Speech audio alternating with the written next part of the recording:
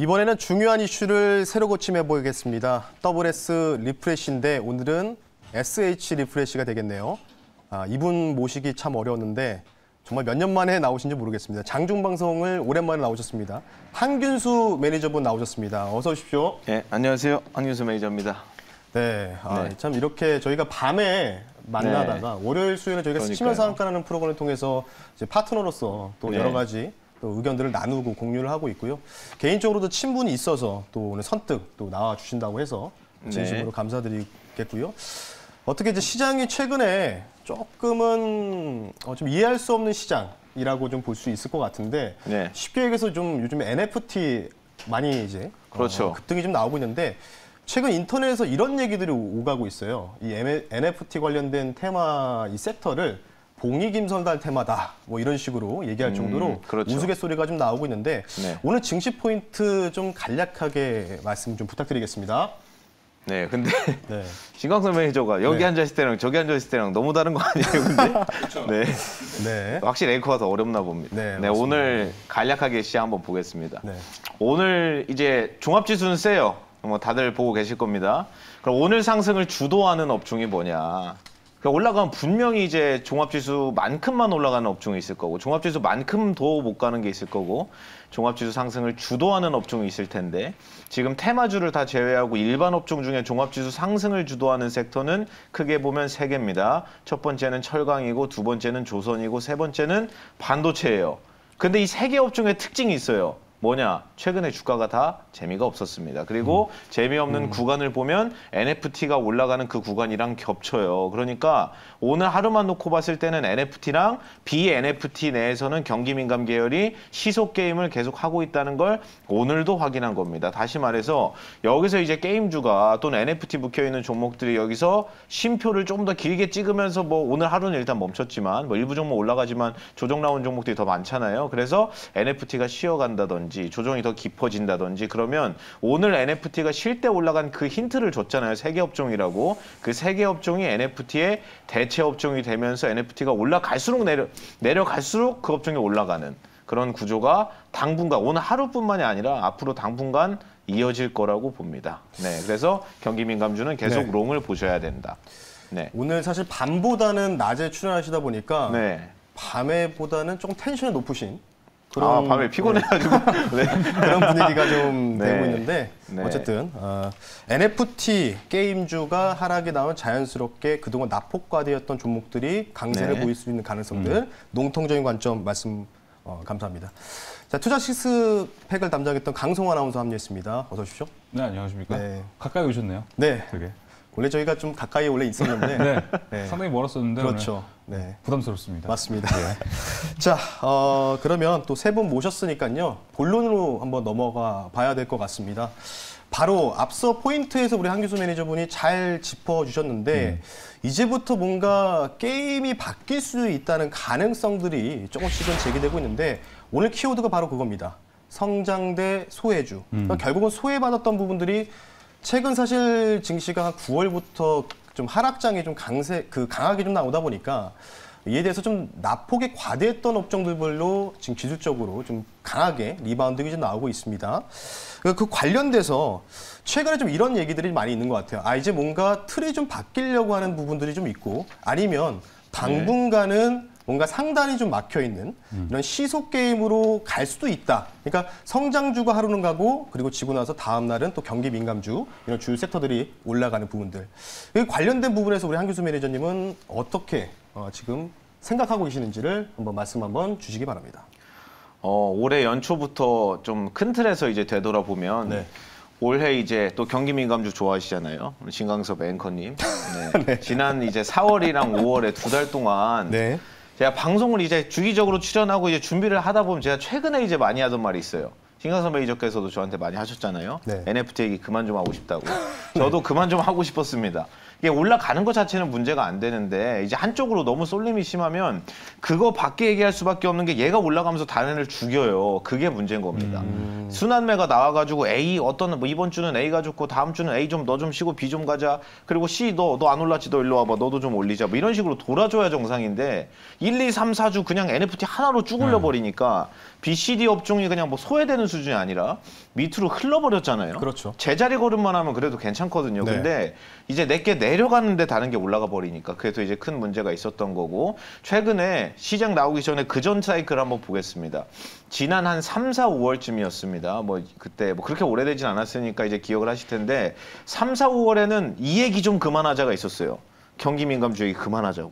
그만하고 맞습니다. 싶다고. 예. 진짜 그거밖에 안 갔어요. 3, 4, 5월에는 막 포스코 같은 종목 더블 나왔죠. 뭐 포스코 강판 4배 올랐습니다. 그때 2달 동안. 그러면서 조선주부터 시작해서 건설주, 우리가 알고 있는 대표적인 중우장대 굴뚝산업 업종들 경기 민감 업종 2달 내내 걔네만 갔어요. 그리고 얼마 전까지 핫하고 물론 오늘도 핫한 2차전지 같은 경우에 3, 4, 5월 전멸했습니다. 맞습니다. 그렇잖아요. 근데 중요한 건 3, 4, 5월에 전기차 안 팔린 거 아니거든요. 그렇죠. 분기 실적 안 나온 거 아니거든요. 계속 좋았는데 그냥 자기 차례가 아니었던 거예요. 그러고 나서 5월에 경기 민감주가 꼭지가 나오고 지금까지도 뭐 대단한 흐름 없이 이제 천천히 지지부진하게 움직이고 있는데 5월에 경기 민감주 꼭지가 둘째 주쯤에 나왔습니다. 그 다음에 경기 민감주가 멈추자마자 출발한 게 대표 고포 업종인 전기차 2차 전지였고 2차 전지 대장들이 물론 지금도 현재 진행형이긴 하지만 한 2달, 3달 정도 걔 혼자 쭉 가다가 2차 전지 좀 쉬나 싶었더니 뭐 NFT 나오더니 2달 내내 그것만 가요. 맞습니다. 지금 딱 그런 상황이잖아요. 그렇죠. 그럼 여기서 NFT가 멈추면 2차 전지에서 바통을 NFT로 넘긴 것처럼 NFT 다음 바통을 또 고퍼로 넘길 거냐 아니면 예전에 이제 경기 민감주 올라갈 때 2차 전지가 반대로 소외가 됐었던 것처럼 경기 민감주가 이제 많이 소외가 됐으니까 6개월 정도 이제 경기 민감주 차례냐 이거에 대한 생각을 해야 되는데 제가 봤을 때 후자일 가능성이 엄청 높아요. 지금 고퍼 안에서도 뭐 나쁘지는 않은데 여기서 NFT가 멈추는 날 오늘이 그 핵심적인 날이잖아요. NFT가 못 가니까. 근데 어제부터 좀 움직이는 게 이상하더라고. 어제 오후에 게임주가 올라가다가 살짝 멈출 때 있었거든요. 그렇죠. 올라가다 한 30분 멈추니까 경기 민감주 다 분봉이 다 올라가더라고요. 어제. 그래서 아 NFT 멈추면 민감주 가겠구나. 그랬는데 오늘 딱 그렇게 됐고 실제로 확인이 됐기 때문에 여기서 둘 중에 하나예요. NFT가 더 갈 수도 있습니다. 저도 모르는데 상식적으로 봤을 때 내가 뭘 사면은 어떤 종목을 사면 이 종목으로 낼 수 있는 기대 가능한 손실의 폭이 있고 수익의 폭이 있잖아요. 상식적으로 NFT 지금 사서 2달 보유한다고 치면 수익을 낼 폭이 넓을까요? 손실이 나올 가능성이 높을까요?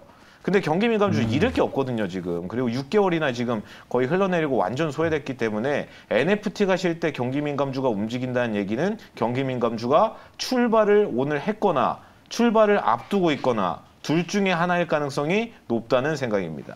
네. 네. 근데 결국은 이런 부분들이 결국 네. 이제 순환매가 어떤 식으로 돌아가느냐의 차례잖아요. 그렇죠. 그러니까 타이밍을 어떻게 잘 맞추느냐 부분인데 사실 저도 어제 시장을 보면서 느꼈던 부분들이 아래 꼬리를 달고 강하게 좀 수급들이 들어오는 모습들이 저 경기 민감주 쪽에서 찾아봤었거든요. 네. 근데 중요한 거는 여기서 우리가 조금 이제 고민해봐야 될 부분들이 그래서 지금 들어가야 되느냐. 그렇죠. 사실 어찌 보면 오늘 NC소프트도 어제 뭐 좀 네. 이슈가 좀 컸었죠. 네. 실적 쇼크가 나왔는데 불구하고도 NFT로. NFT 코인을 탔다고 좀 표현을 해드리고 싶은데 그러면서 상한가를 좀 진입하는 그 모금 종목이 그러면서 상대적으로 또 덜 올랐던 게임주들도 키맞추로 올라왔단 말이죠. 그러니까요. 오늘 그 폭을 좀 반납하는 모습이 보이는데 사실 기술적으로 보면은 그러니까 좀 차티스트라고 표현해야 되겠죠. 네. 사실 지금 그림이 가장 좋은 그림이거든요. 그러니까 눌림이 나왔었던 부분들. 네. 차주에는 또 여러 가지 또 일정들도 많아요. 게임주들이. 그래서 그렇죠. 관련돼서 지금 최근에 올라왔었던 섹터들에서 뭔가 눌림에서 공략을 해야 될 수 있는 기회인지 아니면은 앞서 말씀드린 대로 그냥 롱통적인 관점에서 지금부터는 뭔가 물려도 돼. 뭐 이런 관점으로 이 스크니컬, 이 납폭 과대인 소외주들을 접근을 해야 되는지 한번 말씀 한번 부탁드릴게요. 일단 우리가 살지 말지 고민할 때는 네. 크게 보면 두 가지를 고민합니다. 종목을 살 때 첫 번째, 이걸 지금 사야 될까 사면 안 될까가 첫 번째고 그리고 두 번째, 사게 된다면 얼마나 사야 되는가. 이게 중요하거든요. 근데 저는 여기서는 후자가 더 중요하다고 봅니다. 어차피 이게 NFT가 오늘 시고는 있지만 최근에 워낙 광풍이잖아요. 정치권에서도 민주당에서 코인 만든다 그랬어요, 어제. 그러니까 하도 이제 너무 핫하고 그러니까 여론에서도 야 NFT 붙이면 그냥 가나 보다 해가지고 어제 NC 상한가 가는 걸 보면서 사람들이 깨달았을 겁니다. NFT 붙이면 무조건 다 간다. 이게 지금 성립이 돼요. 거의 한 달 동안. 근데 그런 식으로 이제 뭐 최근에 이제 얘기 많이 하는 무지성 있잖아요. 무지성 믿음이 붙어버리면 NC가 이게 잡주가 아니잖아요. 시가총액 뭐 무슨 1,000억, 2,000억짜리도 아니고 저렇게 큰 종목이 NFT 하나 붙였다고 역배열해서 상을 보내버리는 거 좀 저건 너무했다라는 생각이 들고 그리고 아까 전에 말씀을 드리면서 얼마나 살 것인가에 대한 생각을 하셔야 된다 그랬잖아요. 왜 이거를 강조하고 싶냐면 NFT 오늘 조정이니까 산다고 쳐봅시다. 신광석 앵커님 오늘 이거 비중 실을 수 있어요? 못 사잖아요. 네. 조금은 며칠 더 지켜봐야 될 것 같아요. 그렇죠. 네. 못 실어요 이거 어차피. 그래서 비중을 못 실기 때문에 그렇죠. 둘 중에 하나를 하시면 됩니다. 그냥 안 하시거나 아니면 하시더라도 그냥 재미로 조금만 해서 뭐 단타성으로 하시거나 뭐 그렇게 하셔야지 어차피 이거 비중 못 실어요. 그건 시장금을 다 인정하실 겁니다. 그래서 좀 보수적으로 비중을 작게 하거나 그냥 관망만 하거나 둘 중에 하나 하는 게 이제 정답이다. 이렇게 말씀을 드리겠습니다. 맞습니다. 사실은 저도 이에 대해서 좀 공감하는 바가 뭐냐면 사실 이 미디어 콘텐츠로 이제 오징어 게임으로 시작을 했다고 해야 되겠죠. 추석 이후부터 해가지고 맞습니다. 그리고 나서 이게 엔터 그리고 NFT가 갑자기 툭 튀어오르면서 근데 키워드가 맞춰지면서 게임주까지 이제 훈풍들이 보였는데 뭐 이런 얘기들이 있어요. 게임주가 이제 대운이 들어왔다. 그래서 추가적인 상승 더 강할 거고 그걸 NC소프트가 보여줬다. 뭐 여러 가지 좀 얘기가 있는데 어쨌든 여기서 중요한 게 결국 인플레이션의 영향을 받느냐 못 받느냐의 차이거든요. 그렇죠. 사실 인플레 때문에 좀 우려가 덜 깊은 종목들이 사실은 지금 최근에 움직였던 NFT와 관련된 부분들이겠죠. 근데 더 웃긴 거는 사실 철강 가격이 또 오늘 뉴스 보니까 12에서 13% 정도 상승이 나왔었어요. 네. 그럼 인플레잖아요. 그렇죠. 근데 포스코가 최근 오늘은 좀 강하게 상승 나오고 있지만 맞습니다. 며칠 동안 계속해서 신저가 흐름이 좀 나왔었습니다. 그렇다면은 최근에 이제 우리 시장 자체가 물론 이제 앞서 말씀드린 대로 조금은 보수적으로 좀 보셨으니까 그러면 지금 상황에서 우리가 놓고 봤을 때 고민해볼 시점이 딱 이건 같아요. 3분기 실적이 좀 피크아웃을 좀 이 논란을 좀 딛고 결국은 이제 이에 대해서 가격 반영이 됐다 이런 부분도 있고 물론 지금 포스코 같은 경우에는 실적 어닝서프라지 나왔는데도 그렇죠. 뭐 쇼크성이 급락이 좀 나왔었죠. 그런 부분이 있을 때 4분기까지 그러니까 지금 이제 하우스들도 약간 좀 반반으로 좀 의견이 나눴어요. 뭐냐면 절반은 이미 선반영됐다. 피크아웃 논란은 이미 끝났다. 이제부터는 출발할 수 있다라는 부분에 대한 의견과 아직까지 무역 수지가 조금은 많이 떨어진 부분들의 우려감들. 그래서 4분기 때도 조심해야 된다. 뭐 이런 얘기 있는데 사실 저도 어제 그 신중 앵커분하고 같이 의견을 나누면서 산타넬리 관련된 얘기를 했었거든요. 네. 이에 대해서 우리 한규수 매니저분은 산타넬리가 연말 랠리 과연 가능할지 한번 말씀해 주시기 바랍니다. 저는 기본적으로 종합지수 뷰 자체는 아주 긍정적으로 봅니다. 네. 저는 이제 종합지수를 큰 틀에서 놓고 보면 어차피 이제 제가 자주 하는 얘기 있거든요. 종합지수 차트 켜놓고 이걸 종합지수라고 생각을 하지 마시고 그냥 주식 차트라고 생각을 해보자. 한 개 주식 차트. 그럼 우리 모두가 다 알고 전 국민이 다 아는 얘기는 어차피 주가는 이제 실적의 함수죠. 숫자가 나와야 되는 건데 그러면 코스피가 이제 특정 종목이라고 봤을 때 코스피의 실적이 나오냐? 나오죠. 잘 나옵니다, 지금. 2012년부터 2017년까지 박스피에 있을 때가 우리나라 막 코스피 전체 상장사 영업이익 140조 원 못 넘어가지고 5년 내내 제자리 걸음하고 그러다가 결국 어떻게 꾸역꾸역 삼성전자 2018년에 메모리 슈퍼사이클 최고 꼭지를 찍을 때 그때 이제 삼성전자가 영업이익을 58조 8천억을 찍어버리면서 한 해에 그때 이제 코스피 영업이익 200조 원이 처음 넘었습니다. 그러고 나서 한번 쭉 깨지다가 올해 예상 영업이익 전망치 230조 원대, 내년 전망치가 256조 원입니다. 그러니까 펀더멘탈 놓고 봐서 사실 안 갈 이유가 없어요. 그리고 뭐 다른 뭐 대내 변수라든지 환율이라든지 기타 변수 때문이라고 저는 보는 거고 기본적으로 개별 종목이라고 보면 안 갈 이유가 없다. 근데 중요한 건 이게 시기의 문제 아니겠어요? 그렇죠. 간다고 치면 이거 언제 가는 거냐. 정확히 말씀드릴 수 있는 거는 저도 모른다고 하는 게 정답이긴 한데 1월에 이제 곡지 나오고 나서 횡보한 지 지금 10개월 됐잖아요, 벌써. 지금 종합지수 제자리 걸음한 지 10개월 됐습니다, 시청자분들. 시청자분들 이런 말씀 하시는데 저 1월에 주식 시작했는데 저 벌써 꽉 채워가지고 주식한 지 1년 됐는데 수익이 없어요. 제가 말씀드리겠습니다. 그게 정상이에요. 네, 아주 평균적인 매매라고 계신 겁니다. 잘한 것도 아니고 못한 것도 아니에요. 그렇죠. 그냥 평균이에요, 그게.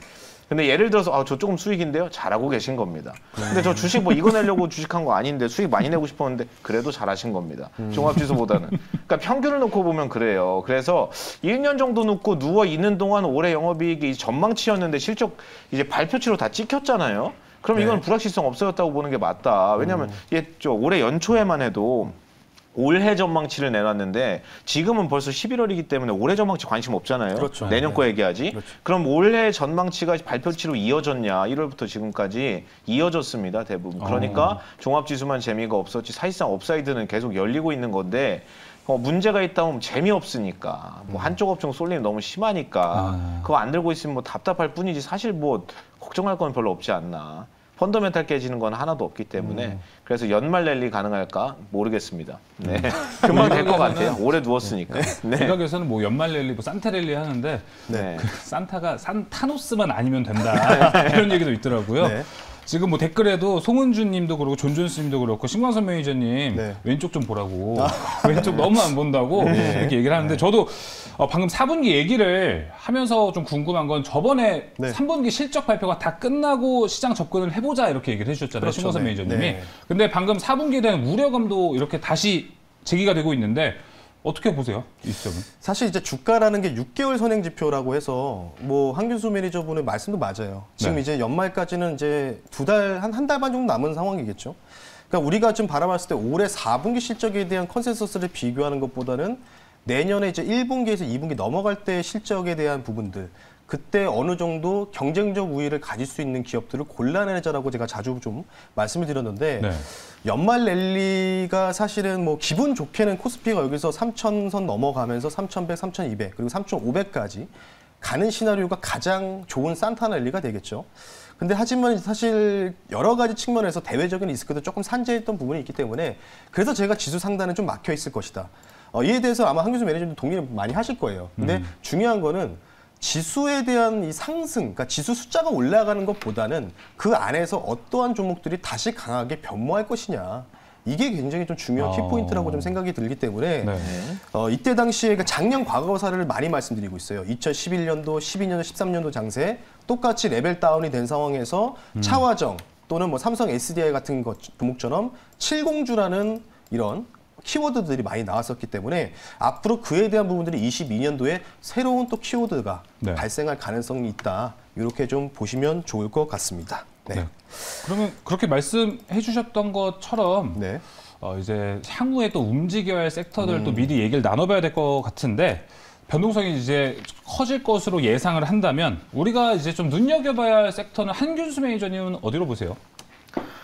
고퍼 내에서는 그 아까 전에 얘기한 대로 2차 전지가 NFT로 넘어갔다 그랬잖아요. 그럼 우리나라에 있는 성장 산업 중에 성장 업종으로 돌 수도 있어요. 저 아직 모르는 거기 때문에. 그러면 성장 업종 중에 지금 못 간 거 뭐 있냐. 오래 누워 있는데 실적 잘 나오는데 그냥 누워 있는 거 뭐 있냐. 라고 하면 제가 최근에 얘기 자주 하는 수소풍력 같은 거. 그게 제일 업사이드가 많이 열려 있어요. 그냥 안 가는 것 뿐입니다. 실적이 안 나오냐? 아니에요. 나쁘지 않습니다. 코로나 때문에 일부 조업 차질이 있어서 이번 분기 실적이 일부 깨지긴 했는데 그거는 매출이 이제 4분기 또는 내년으로 이제 이연되는 문제이기 때문에 일시적인 걸 사실 문제가 안 된다고 봐야 되고 수소 계열 애들은 숫자가 뭐 사실 2차 전지랑 비교하면 너무 개화기다 보니까 수소 산업이 뭐 2차 전지처럼 뭐 튼튼하게 딱딱 찍어주고 나오는 거 그런 건 아닌데 성장성 업사이드가 바뀐 게 아무것도 없는데 주가만 안 가니까 그래서 뭐 수소풍력 같은 게 아닐까.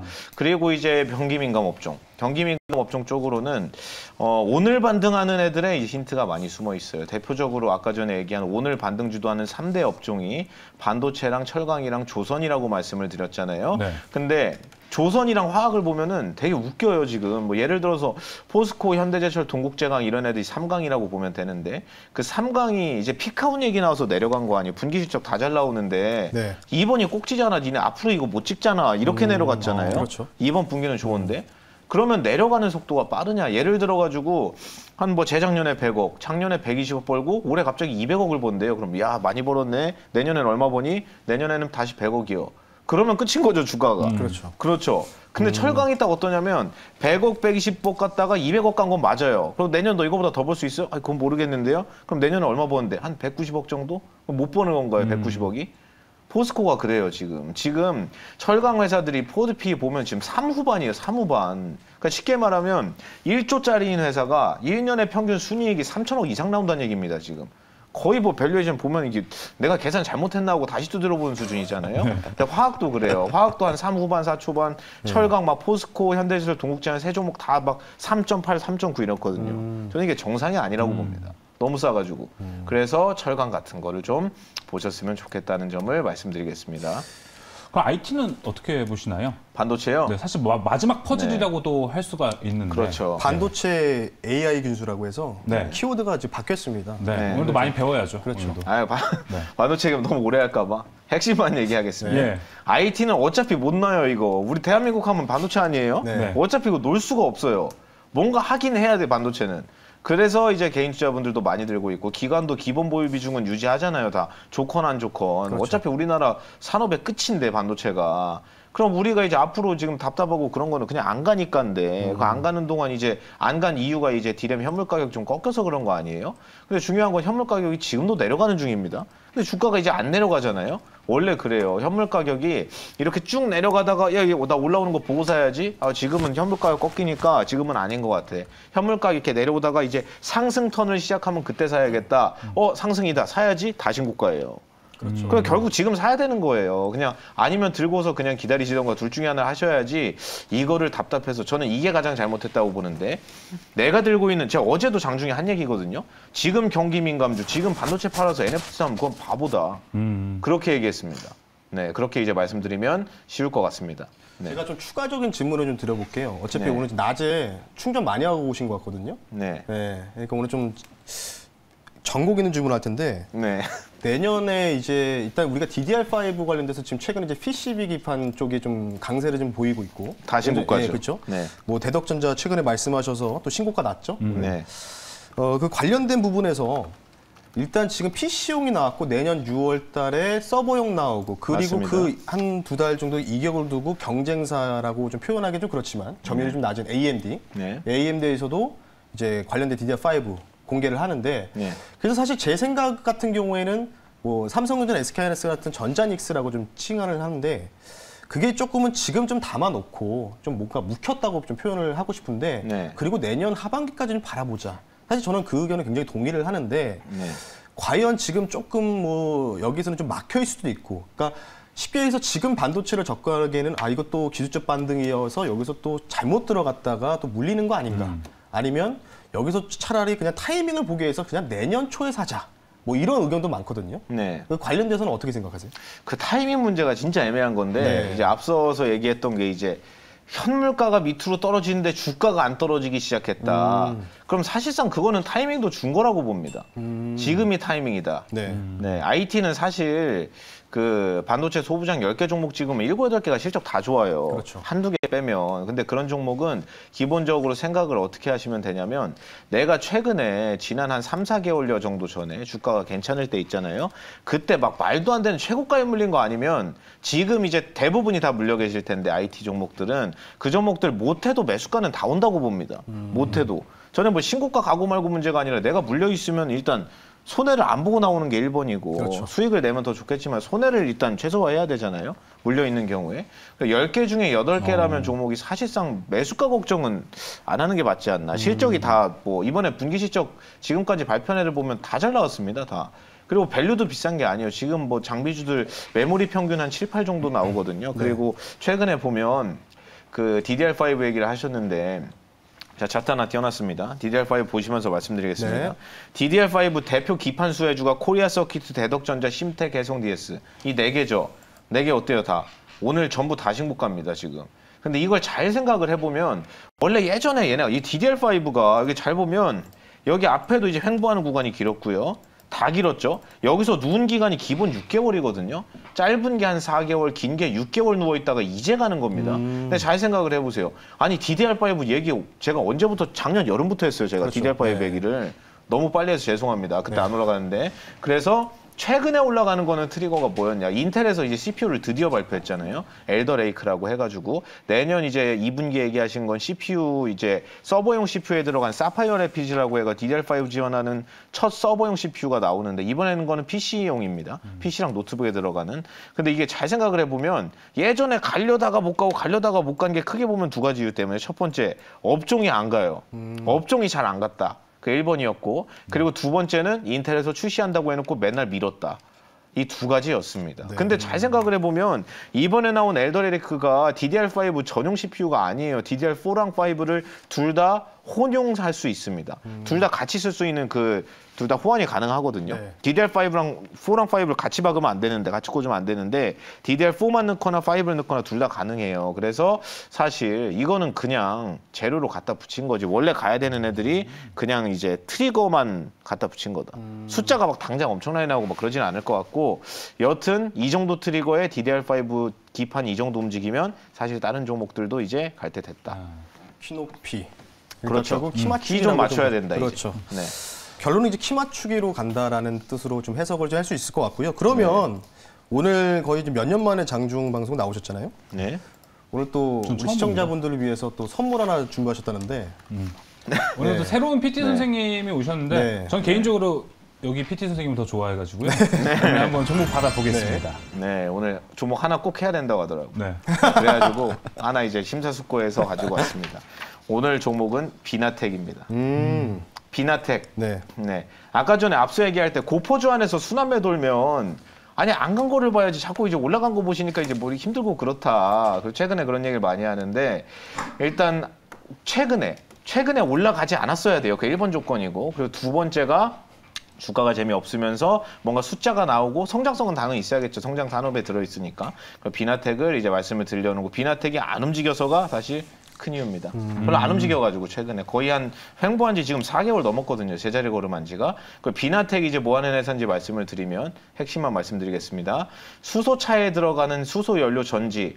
기본적으로 우리가 타는 휘발유차라든지 경유차 같은 거는 가장 비싼 부품이 당연히 엔진이겠죠. 전기차에선 가장 비싼 게 배터리입니다. 수소차에서는 가장 비싼 게 뭘까? 수소연료 전지입니다. 그 스택이라고 하거든요. 그게 제일 비싸고 두 번째가 수소연료 탱크가 비싼데 얘는 가장 비싼 수소연료 전지 관련주입니다.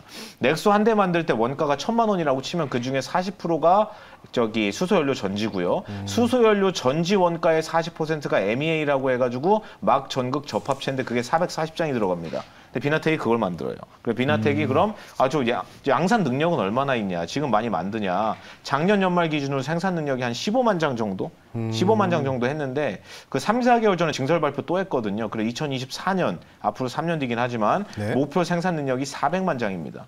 작년 15만 장, 2024년에 400만 장. 그럼 네, 어디까지 25배 늘리겠다. 어디까지 보면 될까요? 가격 전략 좀 빠르게 한번 잡아주시죠. 네, 그래서 목표가는 7만 원입니다. 네, 7만 원? 10만 원 아니죠? 네, 7입니다. 7이요. 보수적으로 보겠습니다. 네. 네, 손절가는 4만 5천 원 정도. 네. 네, 목표가 7만 원까지 바라보고 있고요. 비나텍 손절가 4만 5천 원입니다. 신광선 매니저님 봤을 때 목표가 7만 원 어떻게 보시나요? 너무 좋은데 네. 1,000원만 좀 깎았으면 좋겠어요. 제가 8만 원 하려다 7만 원 한 거기 때문에 깎지 강박적으로 않겠습니다. 건 건데. 네. 네. 오늘은 깎지 않겠습니다. 좋습니다. 네. 한규수 매니저의 비나텍 수소연료전지 관련주인데 수소 최근에 많이 눌렸기 때문에 여러분들 충분히 공부하시고 접근하시는 것을 권유해드리면서 마무리하겠습니다. 네, 그리고 오늘 또 신광선 매니저 1일 랭커 데뷔한 기념으로 저희가 오늘 이벤트 당첨자 빠르게 발표하겠습니다. 네. 먼저 디비자님께서 올려주셨어요. 자, 세 분 뭐 적당히 해주세요. 세력들도 리프레시 보느라 주가 지지부진하답니다. 이렇게 얘기해 주셨고 오늘 두 분은 파이팅해서 의미를 담아주셨고요. 한스나이퍼님께서는 야 한낮의 스상이다. 에로티 균수와 빛광섭 신난다는데 제가 빛광섭은 알겠어요. 근데 에로티 균수, 에로티는 뭐죠? 예전에 에로티 백큐 얘기해가지고 네. 그때 이후로 에로티입니다. 제가 좀 썩었나요? 혹시? 제가 다른 쪽으로 생각을 해가지고. 네, 좀 이제 말씀하신 것 같습니다. 자, 한스나이퍼님과 디비자님께 저희 신광선 매니저가 저희 달달한 케이크와 커피 쿠폰 보내드리겠습니다. 지금 02-2485 전화하셔서 교환권 받아가시면 되겠습니다. 네, 이렇게 리프레시, WS 리프레시 마무리하겠습니다. 오늘 좋은 말씀 고맙습니다. 네, 고맙습니다. 예.